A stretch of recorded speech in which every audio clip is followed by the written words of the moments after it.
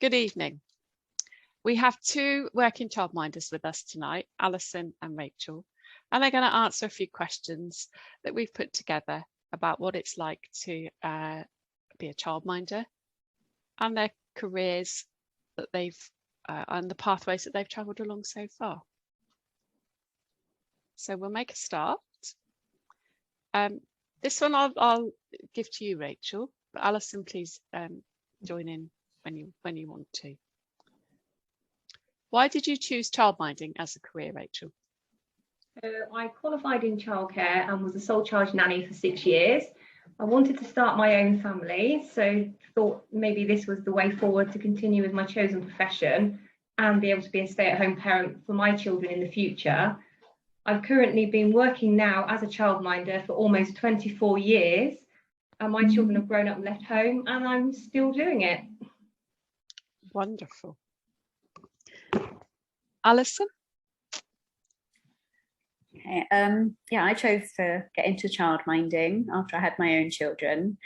Previously, I had been a primary school teacher. And so I was hoping that childminding would be a better work-life balance. I could be there for my own children as they're growing up. Thank you both very much for those insights. Alison, I'll start with you with this question. Tell us about your business and what are the positive aspects for you? Okay, so I've been working as a childminder for 4 years now, and I choose to work 3 days a week, and I mainly look after younger children from 1 until 3, although I have started looking after a few after-school children as well, because that fits in around my own 2 children now going to primary school. So yeah, the main benefits that I found with childminding is that I can be there for my own children. They love having other children to come and play at home with them. It's almost like a little play date for them after school. So compared to teaching as well, I just find childminding a lot more manageable. I've got a better work-life balance. I've also managed to meet lots of lovely families around the local area who I have become friends with. Working on a smaller scale, it's a lot more personable. And yeah, I've made some nice friends through working as a childminder.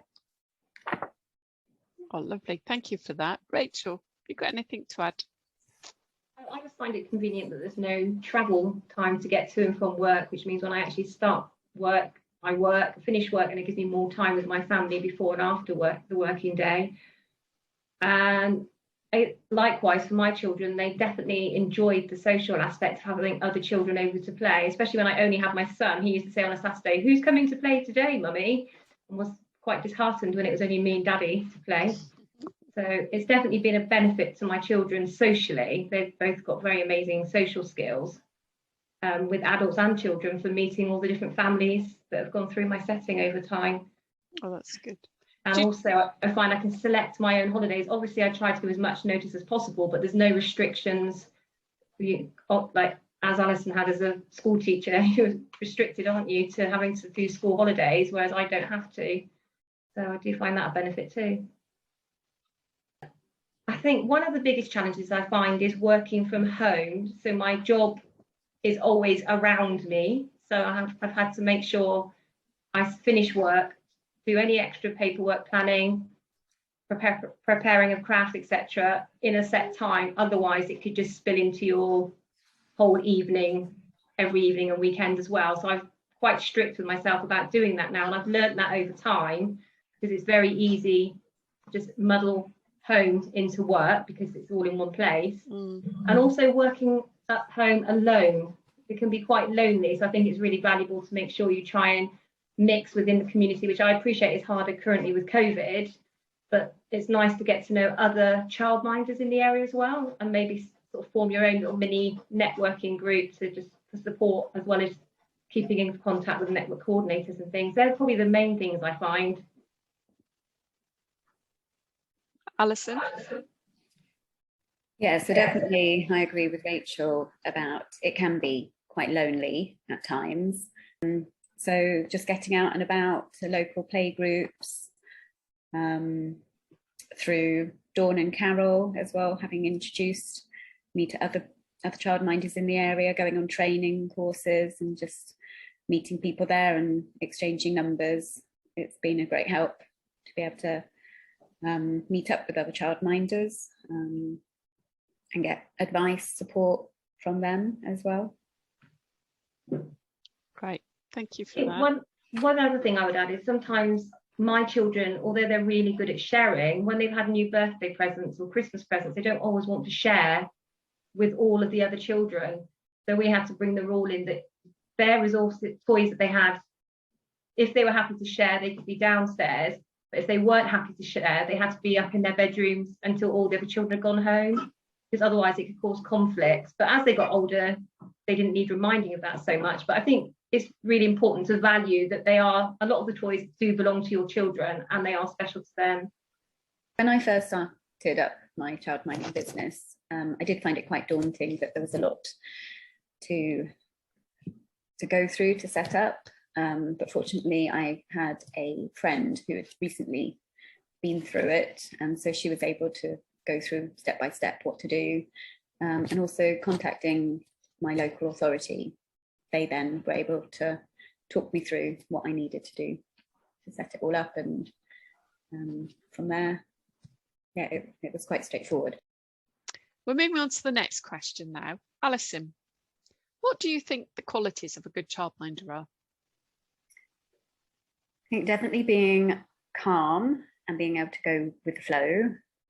Young children can be unpredictable. They may not want to do a certain activity that you've planned, or they might not want to spend longer on something. They might want to spend longer on something that they're enjoying doing. So I've learned not to try to do as much, allow more time to be able to get ready for things, extra nappy changes, just when you're wanting to head out the door, somebody needs a nappy change. So just allowing extra time and just being as organised as possible. So trying to set up as much as possible at the beginning of the day before the children arrive just makes the day flow a lot more easily. So just getting snacks prepped, lunch ready, and then as soon as the children arrive, you can just focus just on them and what their interests are. I think I agree with all of that. And like your key thing about you do need to be flexible, because as you say, you can have all sorts of plans in the morning, but it's really valuable to let the children lead the play sometimes as well, and develop their learning from there too. Especially when children are new into the setting and you're trying to build new relationships with them and the families, it's really important to give yourself plenty of time in the day, but also have lots in your back pocket in case you need extra ideas to help the day go easier for everybody. And don't feel that you've had a bad day and you're not cut out for the job if you've had a bad day, because it happens to the best of everybody, and then the next day can be absolutely amazing. You'll be thrilled you're doing the role you're doing, and think of the difference you're making to those children and their families and the support you give them. What do you think the benefits are for families when choosing a childminder? I think it's a more relaxed environment working from home, which the children benefit from, and some families don't cope with large environments. And I think you can build a stronger relationship with the parents working on a smaller scale, getting to know them and their families. So when children come in and talk to you about nanny or granny or anyone special in their life, you can actually start to build a family tree of the people that are important to this child and reflect back on that throughout their learning with you. You get involved in the local community where the family live or where the parents work close proximity, and likelihood is the children will go to school with lots of those children they've met within the community. And I know several of my parents feel it's really valuable that the children have mixed within the local community, because that's what they would want to do if they weren't at work themselves. So they see us as being not the child's parent, but the support that and offering the service they would like if they were in a position that they could stay at home. I think that's the main reason for most parents wanting to use home childcare. Ali, have you got anything to add? The appeal of using a childminder for my own son was having a smaller setting, especially when he was so little, and just having a homely environment, knowing that he would be well looked after, and also the option of having lots of regular trips out. A childminder can be flexible where they go. The valuable aspect, I think, is as childminders, we're able to give a more detailed information to the parents about their child's day, where they've been, what they've eaten, what they've slept, any particular likes or dislikes that day, and just generally about their day. So if the parents feeling they're missing the day, they get that information and maybe some photographs to help them feel like they're being part of their child's day, really. Ali, what type of support is there available for childminders? So the early years team in Bath have been great. We have childminding coordinators. So I have Carol and Dawn, who have helped me through my journey. They're there at the end of the phone, or they've come and visited my setting to come and support me. Also, the hub is a great resource. It's full of different training courses you can book yourself onto, lots of different kind of assessment tools that you can use in your own setting or adapt.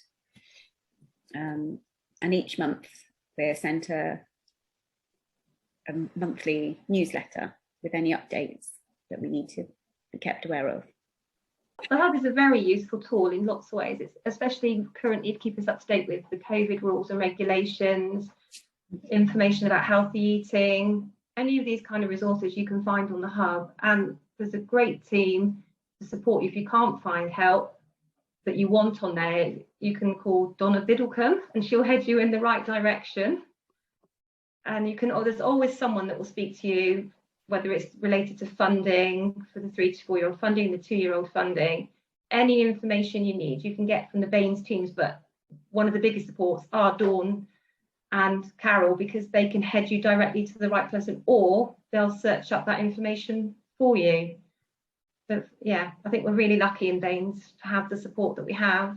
And obviously outside of there, we do have Pacey, which I'm registered with and insured by.